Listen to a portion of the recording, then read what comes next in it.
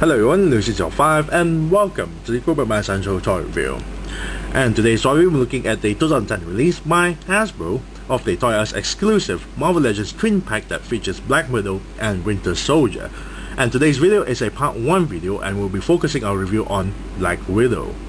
Now for the Toy Us exclusive twin packs that has Black Widow and Winter Soldier, Deadpool and Warpath, and Valkyrie with Hawk, all these 3 twin packs never appeared in Malaysia at all, and I was rather disappointed because they sell this a lot in the US, a lot, especially for Black Widow and Winter Soldier and Valkyrie and the Hawk. Deadpool and Warpath is a fast selling twin packs, but they have this a lot.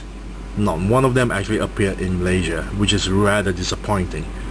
However, there are certain toy shops that actually stock this, but they sell it more than 200 ringgit because it's 100 plus for one figure. Yes, 100 ringgit plus per figure. And you can imagine that's really ridiculous with the pricing because they sculpted it, considering that, well, you can't get this anywhere else except in the US. However, A369 sent this as a gift.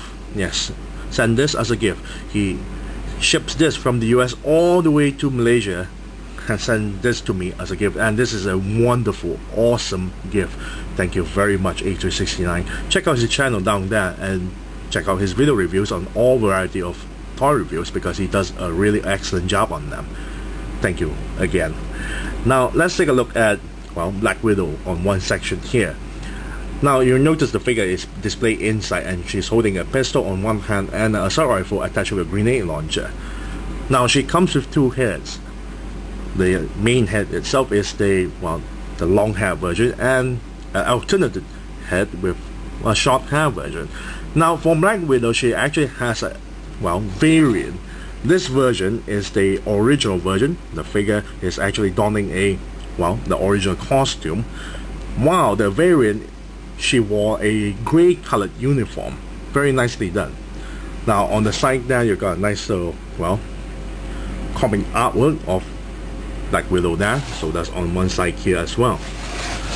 Now at the back here, we got a couple of images of Winter Soldier and Black Widow. As you can see here, I'm not too sure why they post Black Widow holding 2 assault rifle with grenade launchers, while Winter Soldier on the other hand here doesn't even have any weapons at all except for the pistol on the holster.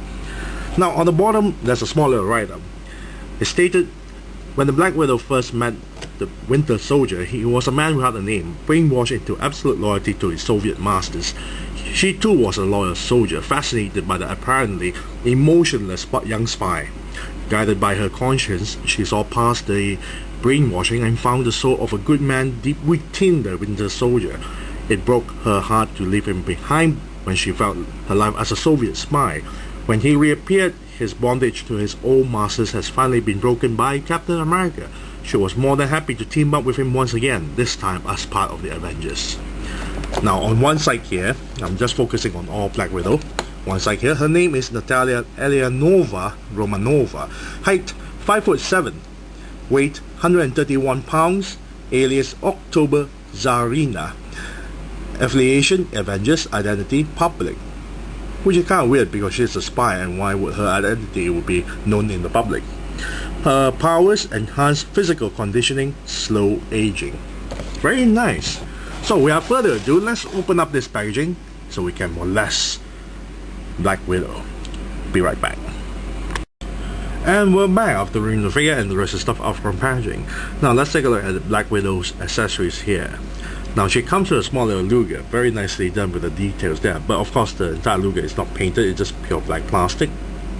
As you can see, very nice details. Small little trigger hole for the figure's trigger finger. Each hand actually has a trigger finger to slip into, and the handle fits perfectly on either side of the hands. Very nicely done. Now there's a little bit of quality control issue because there's a bit of excess plastic popping out there. For those who actually encounter this, you can actually fix this problem with a little bit of cutting knife and then just cut it off. Very nice, but there's no way for her to store the Luger because she don't have a gun holster. Next we have an assault rifle, very nicely done with the details. We've got a scope on the top, barrel is very nicely detailed stuff. Grenade launcher is at the bottom with a smaller trigger hole there, the trigger hole there, stock, magazine. Now for the handle, it's a bit disappointing because it's way too small compared to the size there. It's way too small, so she barely able to hold it because her hands, the gripping gap is way too big, so she barely able to hold it properly, which is a bit disappointing at that. But the details are so nice up to the point they actually mold this part. This is the area where it ejects the empty shells out from the assault rifle. Very nicely done. On the other side is a different scope, as you can see there. Very nice, but it's a pity that she can't even hold the weapon at all, and there's no strap for her to slung it onto the shoulders, so it's a pity. Next we'll take a look at the alternate head. Now the alternate head, both heads have the same sculpt except for the hair, because they chop, well, this figure's hair off like so.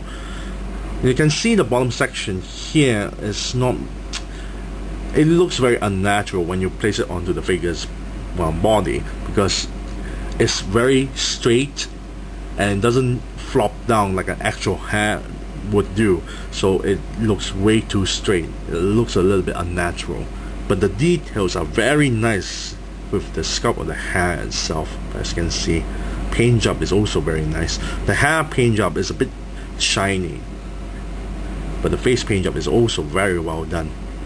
Eyes is nicely painted. She has blue eyes. The lips is well done. Cheeks are painted a little bit of pink paint job, very nicely done. Flesh tone skin is very well done. But compared to the long hair version, this version, the eyes is a bit too small when they painted it. The lips is a bit too, well, a bit smaller compared to this version. You can see there. So I prefer the short hair version. The short hair version is well painted compared to the long hair version. So I'll put this one aside. Now let's take a look at the figure's paint job here. The paint job, well, majority of the black uniform is not painted. Well, a little bit of shading. The black colored parts are just pure black plastic, but they do a little bit of shading, or silver shading onto the thighs, the upper shin, the knee, the waist, a little bit on the waist of course, the abs there, well, the boobs, as you can see, she has really shiny boobs, the upper bicep, back of the upper bicep as well, a bit on the side of the elbows, back of the thighs, really shiny butt, as you can see there. Shoulder blades is also shaded, as you can see, very nicely done. Nicely done. I really like this. This, as you can see, this two weapons of hers, I'm not too sure what to call it, plus the belt is not painted at all, which is rather disappointing. For the belt, this is the only paint job, so it looks rather lazy actually. Now for the gloves, it's painted very shiny, as you can see there, very nicely done. So does, well, her boots is a bit shiny, not as shiny as compared to the gloves itself, very nicely done. The zipper is painted in silver with a small little zipper ring there, very nicely done. The flesh tone skin is nicely done as well, a little bit of shading as well. However, there's a little bit of smudge on, well, at the corner of the boob there, so I'm a little bit disappointed on that part. The neck, however, is not very well done. The edges of the neck, it shows a little bit of black there, so it's not really well done with the paint job. For the entire head, as you can see, the hair is very nicely done with the paint job. It looks very shiny, a little bit of shading as well. Some of the lines are shaded, very nicely done. However, the eyes, I already mentioned, the eyes is a bit too thin, so does the lips there. But it's still alright. This figure looks very nicely done, but not perfect at all. Let's take a look at the figure sculpt. Now this piece here, the weapons on her wrist and the belt, is a separate piece, especially on the wrist weapons. As you can see, you can actually push it up a bit further up. They didn't actually bother to glue it at all, which is rather disappointing, rather cheap of them. Now the head sculpt, of course, is very nicely done. I really love the head sculpt, but the hair, however, doesn't look very natural. The short hair version, well, I already explained the short hair version. The long hair version, as you can see, she's looking straight, but the hair leaving a lot of gap there. If I push it all the way up like so, she's looking upwards, and she looks a little bit weird, as you can see. Now the neck joint is too long, way too long, as you can see there. So it makes the figure looks kind of weird, especially when the neck is way too long and is leaving so much gap, as you can see there. She has a really long chin, so that's a bad point, unless you took the head a little bit down so she looks a little bit more natural, well, at least in the front, but you're also pushing the hair to the back a bit more. The hair itself is a little bit soft material, as you can see here. You can actually bend it a little bit. Now the entire torso sculpt is very nicely done. I really loved it. This is a new sculpt, of course. In majority of the female body parts here, except for the torso and the head, the entire arms, the lower waist, the thighs share the same sculpt as the female shield agent. This is new, and so does the heads. The head sculpt is very nice, except for the hair there.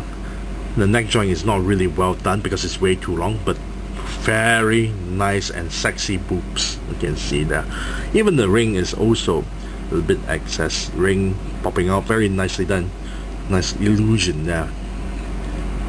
Now let's take a look at the figure's articulation. With the short hair version, she can turn the head 360 degrees and pivot up and down with no problems. With the long hair version, it's a little bit of hindrance, but you can still turn it around, as you can see there. Thanks to the very soft hair, very nicely done. You can pivot the head up and down like so, and go a little bit side to side. Torso here can turn 360 degrees, you can see here, but barely able to move back and forth, as you can see. Shoulders here can turn 360 degrees and lift the arms this far. Elbow joint here can bend forward all the way to the front like so, or to the back a little bit like so, and turn 360 degrees. Very nice. Wrist joint here can turn 360 degrees and go outwards and inwards. No finger articulation for the new Hasbro, well, Marvel Legends. Now the hip joints here, the pegs are aligned straight like so, so you have to twist the ball joint there to have the leg move forward, and this is as far as you can move, as you can see here, or to the sides. Pseudo tie that turns 360 degrees. Double jointed knee that bend this far, very nicely done. Ankle joint here can pivot downwards, upwards, and turn 360 degrees. No toe articulation at all, because this is a Hasbro version of the Marvel Legends, not the, of course, the Toy Biz version. Now overall, I like the figure. It's just that I really wish they perfect some of the paint job and fix some of the parts like the hair there, the neck joint, the chin. The chin is way too much, as you can see there. I really love the torso sculpt and the head sculpt, you know, except for the hair and the neck. The torso is very nicely done with the details there. I really love the accessories. The accessories are very nicely detailed, but she can't even hold the assault rifle. That's a little bit pity there. And a little bit of paint smudge, but it's still okay. So if I'm gonna give a rating on this, I say I'll give it a 7 out of 10. A 7 out of 10 for Black Widow, because the neck is way too long.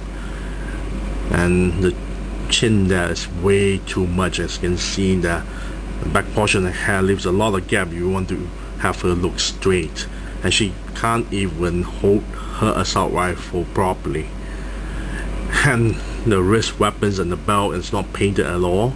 I'm a little bit disappointed on that. So 7 out of 10 for Black Widow. And I thank you all for watching. This is Lucy05, and I'm signing off.